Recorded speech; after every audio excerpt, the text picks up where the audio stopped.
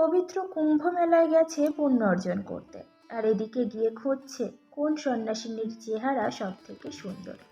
সেই নায়িকা সদৃশ সন্ন্যাসিনী নাকি মেলার অন্যতম আকর্ষণ। অপদার্থ কাকে বলে? যদি সুন্দরী নায়িকা দেখার উদ্দেশ্য হয়, তাহলে কুম্ভ মেলায় কেন? মুম্বাইতে বলিউডে গিয়ে ঘোরাঘুরি করলেই তো হতো। এই সুন্দরী মহিলার চেহারা নয়, ওনার ত্যাগ ও গুরুর প্রতি সমর্পণ দেখো। সব কিছু ছেড়ে ছুড়ে গুরুর নির্দেশিত সাধনার পথে ঝাঁপ দিয়েছে। ওনার এই ত্যাগ যদি অন্য পুণ্যার্থীদের অনুপ্রাণিত করে, তবেই ওনাকে দর্শন করা সার্থক।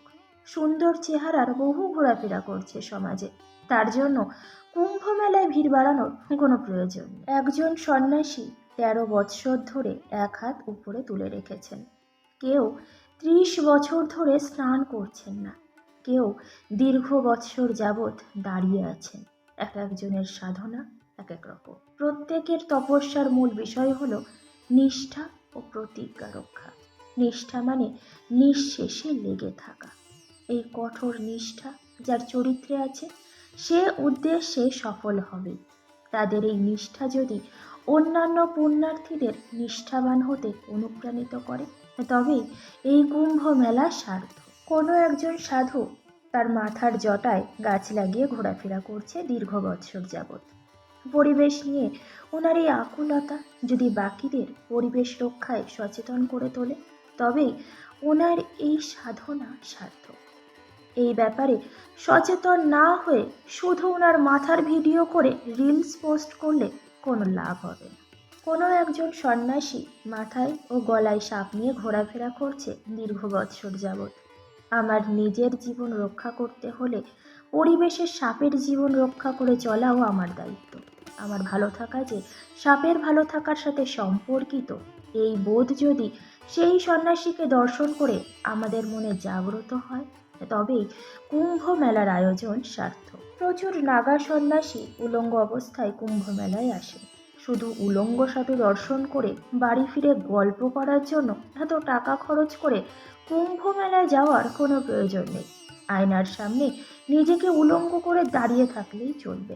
নাগা সন্ন্যাসীরা দেখতে কেমন হুবহু অনুধাবন করা যাবে।